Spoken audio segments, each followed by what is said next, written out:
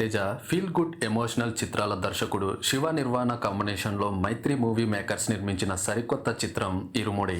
రవితేజను regular commercial mass పాత్రలకు భిన్నంగా ఒక ఎమోషనల్ తండ్రిగా మరియు అయ్యప్ప స్వామి మాలధారుడిగా చూపించడంతో సినిమా ప్రకటన నుంచే భారీ ఆసక్తి నెలకొంది. ఆగస్టు 21న ప్రపంచవ్యాప్తంగా విడుదలైన ఈ cinema premieres, theatre public response ఆధారంగా ఒకసారి విశ్లేషణ చేస్తే ఈ కథ గ్రామీణ నేపథ్యంలో సాగే ఒక తండ్రి కూతుళ్ల అనుబంధం చుట్టూ తిరుగుతుంది. రవితేజ ఒక సాధారణ మధ్యతరగతి గ్రామీణ వ్యక్తి. ప్రారంభంలో మద్యానికి బానిసై తన జీవితాన్ని కుటుంబాన్ని నిర్లక్ష్యం చేసే వ్యక్తిగా కనిపిస్తాడు. అయితే తన ప్రాణానికి ప్రాణమైన చిన్నారి కూతురు అంటే బేబీ నక్షత్ర కోరిక మేరకు ఆమె ప్రేమను మరియు కోల్పోయిన నమ్మకాన్ని తిరిగి దక్కించుకోవడానికి 41 రోజుల పవిత్రమైన అయ్యప్ప స్వామి దీక్షను చేపడతాడు.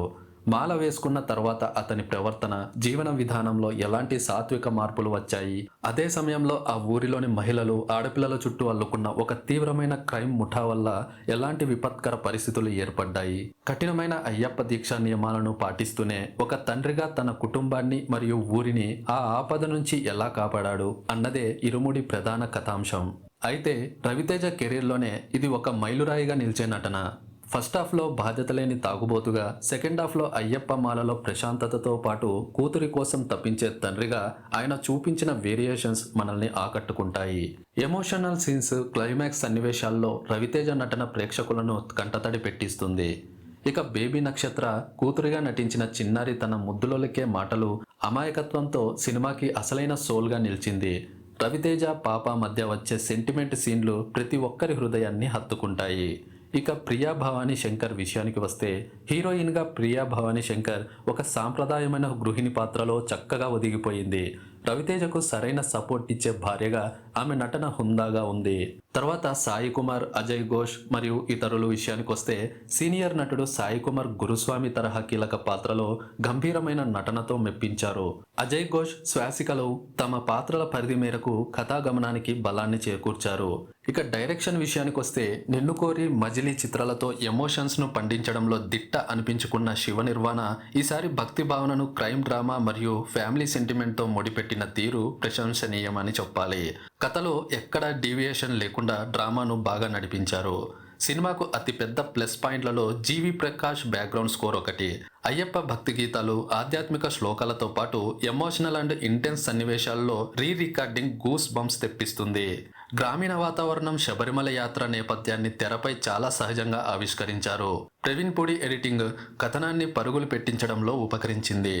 యుఎస్ ప్రీమియర్స్ మరియు తెలుగు రాష్ట్రాల మార్నింగ్ షోల నుంచి సినిమాకు విపరీతమైన పాజిటివ్ ఫ్యామిలీ టాక్ లభిస్తోంది. రవితేజ నుంచి చాలా కాలం తర్వాత వచ్చిన మంచి emotional and content oriented film అని ప్రేక్షకులు రవితేజను ప్రశంసిస్తున్నారు. అయితే ఇందులో ప్లస్ పాయింట్స్ విషయానికి వస్తే, Raviteja performance, characterization, regular routine ఫైట్లు, మాస్ డైలాగులు కాకుండా సహజ సిద్ధమైన నటనను రవితేజ కనబర్చారు. తండ్రి కూతుళ్ళ సెంటిమెంట్, ఇక తర్వాత తల్లి కూతుళ్ళ సెంటిమెంట్, ఫ్యామిలీ ఆడియన్స్ని కట్టిపడేసే కోర్ ఎమోషన్ ఇది. ఆ తర్వాత అయ్యప్ప మాల నేపథ్యం, బ్యాక్గ్రౌండ్ స్కోర్, భక్తి అంశాలు, జీవి ప్రకాష్ మ్యూజిక్ థియేటర్లలో ప్రత్యేకమైన పాజిటివ్ వైబ్ను క్రియేట్ చేశాయి. ఆ తర్వాత సెకండ్ హాఫ్, క్లైమాక్స్ డ్రామా, దీక్షా నియమాలు, ఊరి సమస్యల మధ్య వచ్చే సంఘర్షణ ఎంగేజింగ్ గా సాగుతుంది. ఇక మైనస్ విషయాలకు వస్తే, కొన్ని చోట్ల నెమ్మదించిన కథనం, ఎమోషనల్ డ్రామా కావడంతో రెగ్యులర్ మాస్ అంశాలు ఆశించే వారికి ఫస్ట్ హాఫ్ కొద్దిగా స్లోగా అనిపించవచ్చు. ఇక regular villainism, village crime elements లోని కొన్ని సీన్లు కాస్త ఊహించదగినవిగానే ఉంటాయి.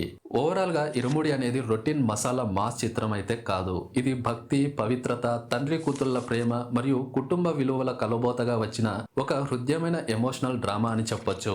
రవితేజ తన మాస్ ఇమేజ్ ని పక్కన పెట్టి మరి కథను నమ్మి చేసిన ఈ ప్రయోగం ఫ్యామిలీ ఆడియన్స్ కు, అయ్యప్ప భక్తులకు ఖచ్చితంగా నచ్చుతుందని చెప్పొచ్చు. అయితే రవితేజ యొక్క ఇరుముడి సినిమాపై వచ్చిన ఈ పబ్లిక్ టాక్ పై మీ అభిప్రాయం ఏంటో కింద కమెంట్ సెక్షన్ లో తప్పకుండా తెలియజేయండి. మరో ఇంట్రెస్టింగ్ టాపిక్ తో మళ్ళీ కలుద్దాం. జై హింద్.